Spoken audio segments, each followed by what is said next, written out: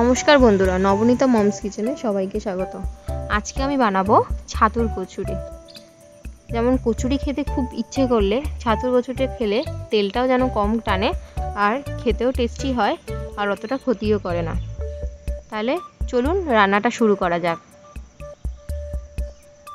প্রথমেই আমি একটা বড় বাটি নিয়ে নিয়েছি, তাতে 2.5 কাপ মতো ময়দা দিয়ে দিলাম। ময়দাটা আমি ভালো করে চেলে নিয়েছি, কারণ ভালো করে না চাললে ময়দার ভেতরে অনেক সময় ছোট ছোট দানা থাকে, সেগুলো থাকলে ভালো করে লুচিটা হবে না। দিয়ে দিলাম 1 স্পুনের মতো চিনি, 1 স্পুন মতো নুন আর দিয়ে দেবো সাদা তেল। এইবারে সবগুলোকে ভালো করে মেশাতে হবে, মানে ময়ান দিতে হবে। ভালো করে যত ভালো করে মেশাবে তত ভালো টেস্ট হবে লুচিতে। ময়ানটা হয়ে গেছে কখন বোঝা যাবে? যখন হাতের মধ্যে মুঠো করলে একটা ডো মতন হয়ে যাবে, তখনই বুঝবে ময়ানটা ভালো করে হয়েছে। দেখো, হাতের মধ্যে মুঠো করলে সুন্দর ময়ানটা ডো হয়ে যাচ্ছে। এইবার আমি উষ্ণ গরম জল নিয়ে অল্প অল্প উষ্ণ গরম জল দিয়ে আমি মাখতে থাকবো। অল্প অল্প উষ্ণ গরম জল দিয়ে মাখার কারণ, বেশি হয়ে গেলে তখন আবার ময়দা অ্যাড করতে হয়। আমি এখানে ময়দা অ্যাড করতে চাইছি না, সেই জন্য আমি অল্প অল্প করে মাখছি। দেখো, সুন্দর আমার মাখা হয়ে গেছে। এইবার একটু সাদা তেল মাখিয়ে আমি একটু রেস্টে 8 ঘন্টা রেস্টের জন্য রেখে দেবো। এইবারে পুরটা বানিয়ে নেওয়ার পালা। আমি 4 থেকে 5 কোয়া মতন রসুন থেতো করে নিচ্ছি। দেখো, রসুনটা থেতো করা হয়ে গেছে।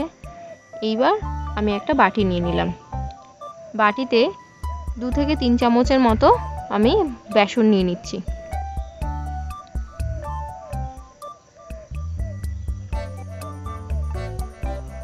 এইবার দিয়ে দেবো 1 টেবিল স্পুন মতো চিনি,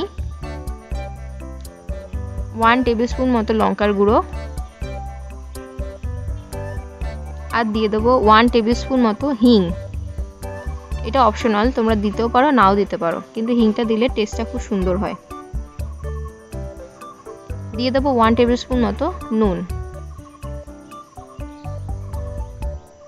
আর যে রসুনটা পেস্ট করে রেখেছিলাম, মানে থেতলে নিয়েছিলাম, পুরো পেস্ট করলে হবে না, একটু ভালো করে থেতলে নিতে হবে।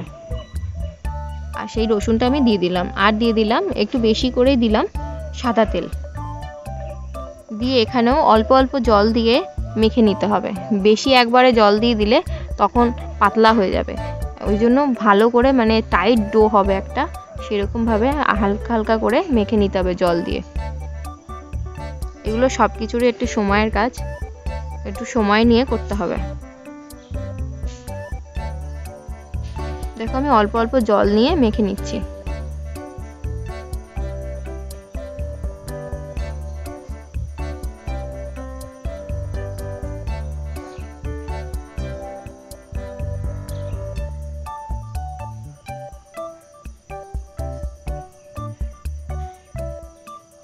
দেখো, যখন বুঝবে ওরকম মুঠো করলে একটা ডো হয়ে যাচ্ছে, তখন বুঝবে আমার ডোটা হয়ে গেছে। একটু শক্ত থাকবে, একদম নরম হলে চলবে না,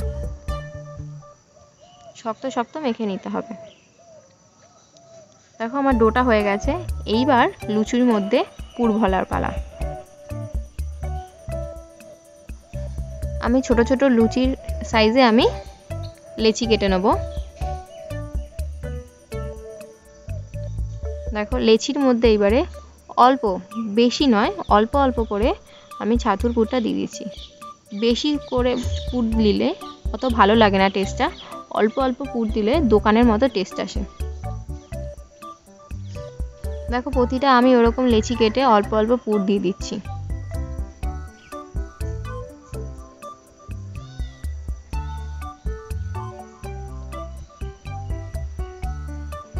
দেখো, লেচিটা কেটে মাঝখানটা একটু গোল করে নিচ্ছি, তাতে পুরটা ভরছি।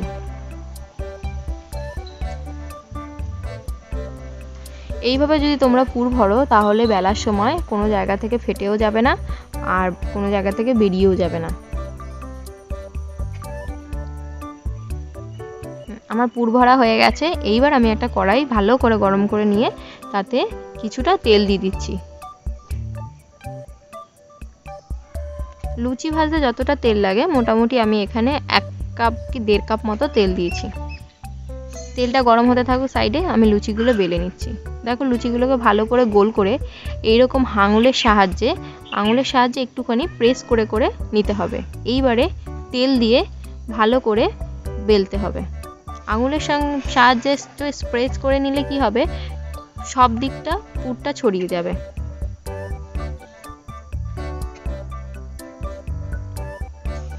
একটা লুচি বেলা হয়ে গেছে, এবার আবারও গোল করে নিয়ে আঙুলের সাহায্যে একটুখানি চেপে চেপে নিচ্ছি, কারণ কি যাতে পুরো পুরটা সব দিকে ভালো করে লেগে যায়।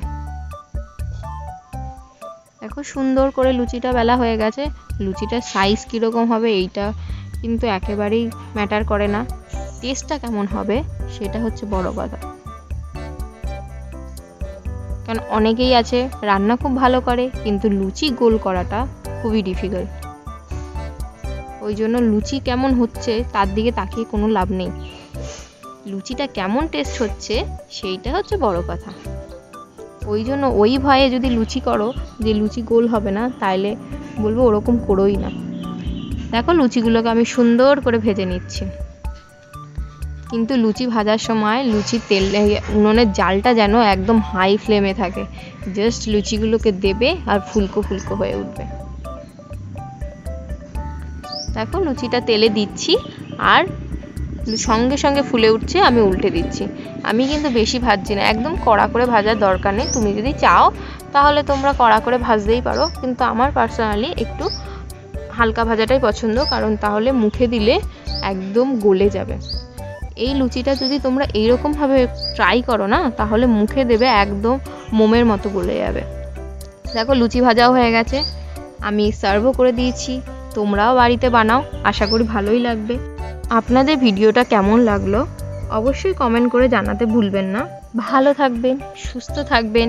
আমি আবার আসবো নতুন একটা রেসিপির সঙ্গে। নমস্কার।